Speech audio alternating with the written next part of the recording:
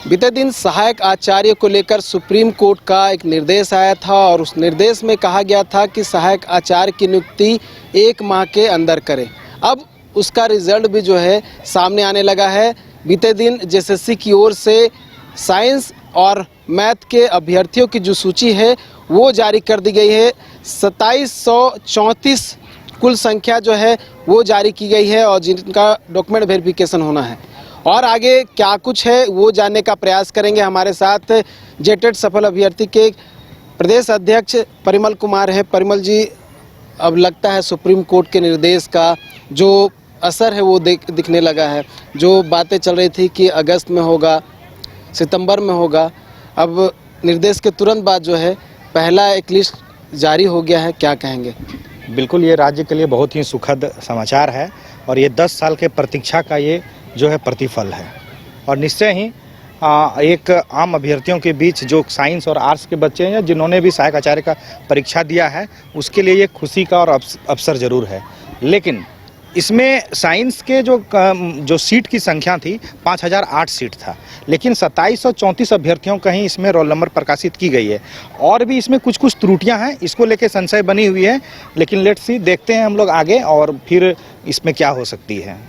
तो ये लगभग आप बोल रहे हैं कि 5000 संख्या है, मतलब सीट की संख्या है और अभी 2734 ही निकाला गया है। तो क्या सेकेंड लिस्ट भी जारी हो गई या फिर कुछ है संशय? देखिए, आयोग के द्वारा ये स्पष्ट नहीं किया गया है अभी तक कि क्या सेकेंड लिस्ट निकाला जाएगा कि नहीं, लेकिन उड़ती उड़ती ऐसे ही कुछ चीज़ें कहीं कहीं से बातचीत के क्रम में पता चल रहा है या कोई और दूसरी नियुक्ति के को अगर हम लोग देखें, इस तीसरी नियुक्ति को देखें तो उन चीज़ों से कुछ आंकड़ा के बेसिस पर हम लोग ये अनुमान लगा पा रहे हैं कि कहीं ना कहीं सेकेंड लिस्ट जेएसएससी के द्वारा जरूर प्रकाशित की जाएगी। और ये प्रथम लिस्ट ही है इसलिए क्योंकि जब 5008 अभ्यर्थियों का चयन करना है, पद इतने हैं और बच्चे बहुत अधिक अपेयर हुए हैं इसमें, ऐसा तो है नहीं कि स्टूडेंट है नहीं, तो 2734 बच्चों का रिजल्ट आने का तात्पर्य सीधी हो सकता है कि आयोग इतने सारे बच्चों का एक साथ डीवी कराने में असक्षम हो या एक साथ उतनी व्यवस्थाएं नहीं हो। इस वजह से शिफ्ट वाइज इसको हमको लगता है ट्रांसफ़र करने की जो एक प्रयास है, संभवतः ये बस एक उम्मीद लगाई जा रही है। अब क्या है ये तो आयोग ही स्पष्ट करेगी। सोमवार को आयोग जाने मतलब स्टार्ट हो जाएगी, सोमवार से डीवी, और उस दिन हम आयोग जाएंगे। संघ के ओर से कोशिश करेंगे कि अगर उस दिन आयोग समय देती है, क्योंकि उस दिन डीवी रहेगा तो काफ़ी कॉन्फिडेंशियल होती है सारी चीज़ें, लेकिन फिर भी अगर कोशिश करेंगे, अगर बातचीत हो सकती है तो सचिव महोदय से मिलकर इन समस्त बिंदुओं पर बातचीत करेंगे हम लोग। ये क्लियर कर दीजिए, टोटल कितनी जो है पोस्ट वाइज जो अलग अलग सब्जेक्ट है, कितनी पोस्ट है? देखिए, साइंस में 5008 है और आर्ट्स में भी लगभग 5002 या 3 है और भाषा में भी 5000 समथिंग ही है, मतलब 5, 10, 15 इसी के अराउंड है लगभग। और 1 to 5 में लगभग 11000 सीट है। और जिनका री एग्ज़ाम होना है उसकी नियुक्ति कब तक हो जाएगी? क्या इसको लेकर भी कुछ बात हुई? री एग्जामिनेशन की अब कोई बात नहीं, सारी एग्जामिनेशन सफल हो चुकी है। सारे एग्जामिनेशन 4 सब्जेक्ट थे, सारे एग्जामिनेशन हो गए, संपन्न हो चुकी है। अब सिर्फ प्रतीक्षा है फल का हम लोगों का। अब हम लोगों की इंतजार की घड़ी समाप्त होगी। अब सरकार जितनी भी एड़ी चोटी लगा ले, हम लोग भी पीछे नहीं हटने वाले हैं। किसी भी कीमत पे सरकार को इसी माह 1 माह से 1.5 माह का समय माननीय सुप्रीम कोर्ट के द्वारा आपको पता है कि दिया गया है। और सर्वोच्च न्यायालय का जब आदेश है स्पष्ट, और सर्वोच्च न्यायालय ने यह भी स्पष्ट किया है कि इनको कंप्लाइंस भी फाइल करना है, तो हम लोग और इमीडिएटली इस केस को लगाने के लिए भी कहा गया। जैसे ही कोर्ट खुलेगी प्रथम हफ्ते में ही हमारा केस लगेगा और किसी भी कीमत पे कोई कसर नहीं छोड़ेंगे। अच्छे से अच्छे अधिवक्ताओं के साथ, पूरी ताकत के साथ हम लोग वहाँ बहस करेंगे। किसी भी कीमत पे पीछे नहीं हटेगी कमेटी और पूरा संघ इस परिस्थिति में खड़ा रहेगा। अगर उस समय तक आयोग किसी भी कीमत पे अगर रिजल्ट प्रकाशित नहीं करती है, चाहे वो कक्षा भाषा का हो, कक्षा 6 से 8 का, चाहे 1 to 5 के एग्जामिनेशन हो, उस समय तक प्रकाशित करनी होगी इफ़ एनी कंडीशन। अदरवाइज इसके लिए हम लोग भी पूरी ताकत से सुप्रीम कोर्ट में खड़े रहेंगे सरकार के अगेंस्ट। अच्छा, ये जो हाई कोर्ट में निर्देश आया था कि अगस्त में करना है, सितंबर में करना है, तो फिर आप लोग और जल्द चाह रहे थे क्या? जी बिल्कुल। अब 10 सालों का परिश्रम है ये। और एक पीआईएल होता है, पीआईएल में चीज़ें सरकार अपनी प्रस्तुत करती है, वो एक अलग प्रोसेस था। ठीक है, वो एक प्रोसेस था, वो प्रोसेस का पार्ट था। सरकार के अधिवक्ताओं के द्वारा तो ये भी प्लान दिया गया था, लेकिन सर्वोच्च न्यायालय ने सीधे जेके मैसूरी सर ने प्लान देखने से इनकार कर दिया। मुझे कोई प्लान नहीं देखना है, कुछ नहीं करना भैया, आप तो बताओ कि इतने दिन में हुआ क्या और 1 महीने के अंदर आप, वो भी मतलब ऐसा कर लीजिए कि कोर्ट बंद हो रही थी। चूंकि कोर्ट बंद हो गई थी 23 तारीख से और स्पेशल बेंच बैठी हुई थी, इसके वजह से हम लोगों की सुनवाई हुई, आप लोगों को ये भी पता है। और अगर अभी सुप्रीम कोर्ट में बेंच नहीं बैठी हुई है महेश्वरी सर का, अगर अभी ये कोर्ट खुली हुई रहती तो संभवतः सरकार को इतने दिन का भी समय नहीं मिल पाता और जवाब फिर देनी पड़ती। जिस प्रकार से सरकार ने इस तरह कड़ा रवैया दिखाया और हम जेटेट पास अभ्यर्थियों को जिस प्रकार से इन्होंने हर तरह छलने का काम किया है। सरकार एक केस होती है और पुनः सीटेट पास अभ्यर्थियों के द्वारा, आपको पता है कि एसएलपी के माध्यम से पुनः जाया जाता है और उसमें सरकार कितनी, मतलब क्या बताया जाए, ऐसा सरकार से हम लोग कभी उम्मीद नहीं किए थे कि सरकार वहां जाके ये बोल रही है कि हम विज्ञापन वापस लेते हैं, यानी इस विज्ञापन को रद्द करते हैं।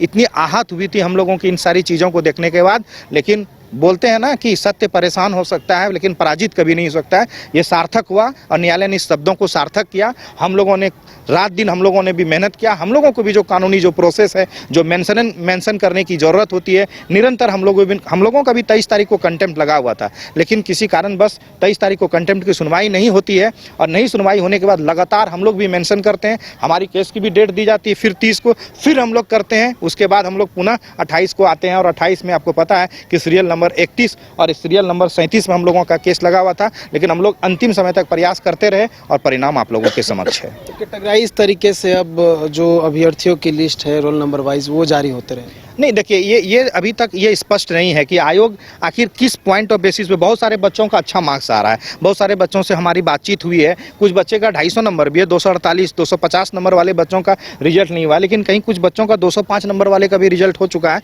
तो आयोग नॉर्मलाइजेशन क्या प्रोसेस अपना रही है, किस प्रकार से कर रही है, इस तरह से चीज़ों को स्पष्ट करना पड़ेगा या स्कोर कार्ड उनको साथ ही साथ बच्चों को स्कोर कार्ड उसको जारी करना पड़ेगा। इस तरह की त्रुटिपूर्ण कार्य से एक असमंजस स्थिति बनी हुई है आम अभ्यर्थियों के बीच। सभी लोग डरे हुए हैं, सहमे हुए हैं। इतने अच्छे मार्क्स लाने के बावजूद भी अगर उनका रिजल्ट नहीं हो रहा है, कम मार्क्स वाले बच्चों का रिजल्ट हो रहा है, तो इसमें कहीं ना कहीं एक आयोग के प्रति जो स्पष्ट भावना होती है आम अभ्यर्थियों के बीच नहीं आ पाएगी। ये आयोग को स्पष्ट करना चाहिए, ये आयोग को इन चीज़ों पर स्कोर कार्ड साथ ही साथ प्रकाशित करे, यानी तो कम से कम आयोग नॉर्मलाइजेशन की किस विधि के तहत कैसे क्या कर रही है, ये सारी चीज़ें पे अभी समझ में नहीं आ रहा आम अभ्यर्थियों को, ना हम लोगों को कुछ समझ में आ रहा है। इसलिए हम लोग प्रयास करेंगे कि आप लोगों के माध्यम से अगर आयोग के कोई भी अलग अधिकारी अगर देखते हैं, चूंकि हम लोगों को पता है कि आप लोगों का चैनल सारे अधिकारी जरूर देखते हैं, तो मैं अधिकारी से निवेदन पूर्वक आग्रह करूंगा, इस तरह से जो त्रुटियां हो रही है, डेट में कुछ त्रुटि है, कुछ एज में होकर त्रुटि हो रहा है, तो किसी में 2009 की जगह 2011 की त्रुटि है, तो किसी बच्चों का एडमिट कार्ड में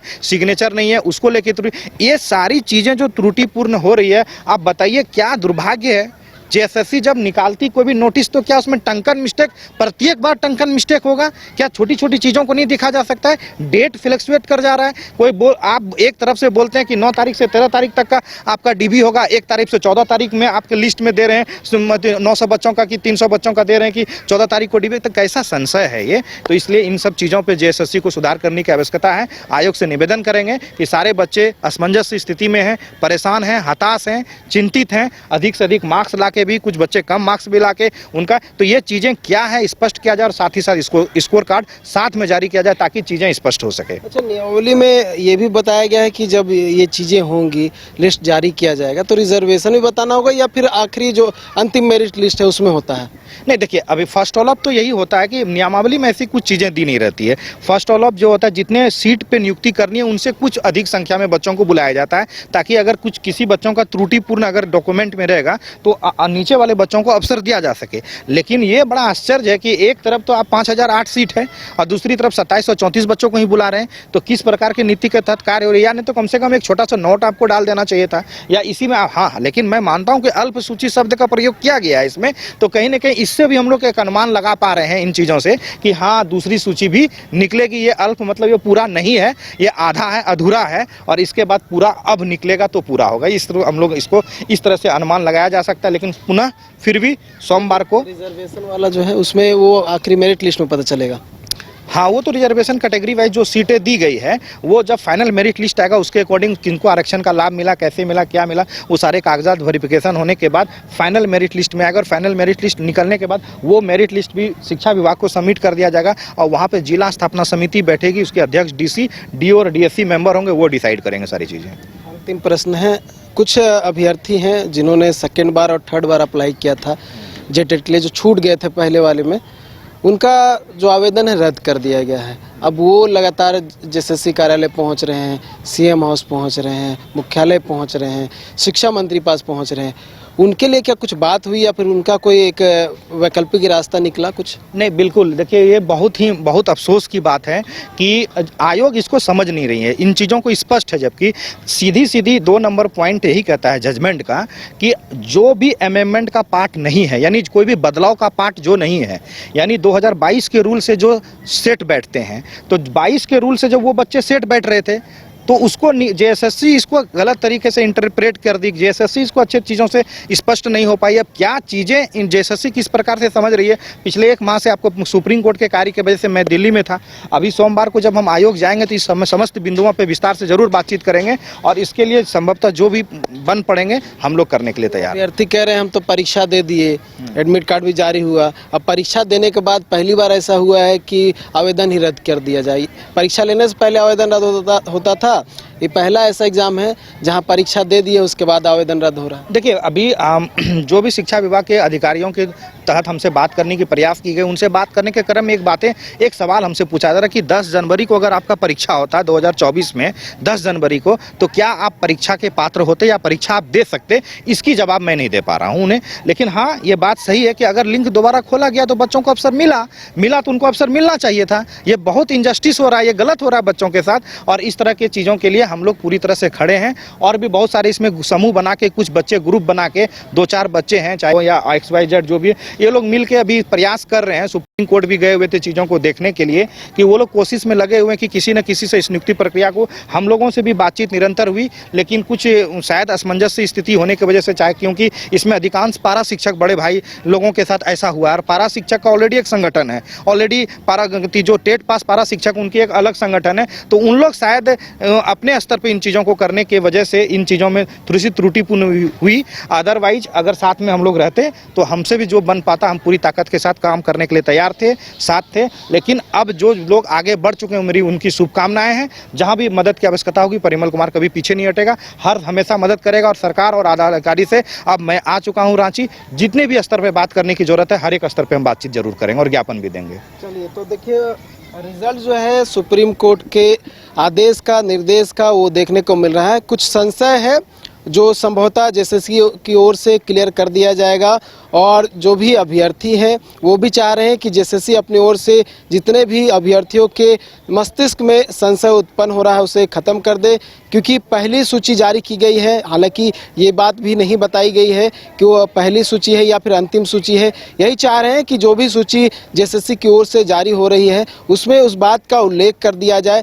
ताकि जितने भी अभ्यर्थी हैं उनके मन में इस तरह का संशय उत्पन्न ना हो और वो भी अपने रिजल्ट का इंतज़ार करते रहें और वो भी समय आने पर अपना डॉक्यूमेंट वेरिफिकेशन करवाएं। उसके अलावा जो अभ्यर्थी जेटेट, जितने भी जेटेट अभ्यर्थी जिनका आवेदन रद्द कर दिया गया है, वो भी संशय में है, वो भी लगातार कई जगह पे चक्कर काट रहे हैं। उसको लेकर भी जेएसएससी की ओर से तमाम बातों को क्लियर करना चाहिए। देखने वाली बात होगी कि आने वाले समय में और क्या कुछ होता है। न्यूज़ बाइस्कोप के लिए कैमरा पर्सन अभिषेक के साथ नीरज कुमार, रांची। गोल जहां 27 वर्षों के सफर में 17,000 से भी अधिक छात्रों ने डॉक्टर एवं इंजीनियर बनकर भरे सफलता की ऊंची उड़ान, जहां साधारण छात्र भी असाधारण सफलता प्राप्त कर बना रहे इतिहास। दूरदर्शी शिक्षाविद श्री विपिन सिंह के मार्गदर्शन में मेडिकल एवं इंजीनियरिंग के लाखों छात्रों के लिए आशा की किरण के रूप में गोल्ड रिजल्ट फैक्ट्री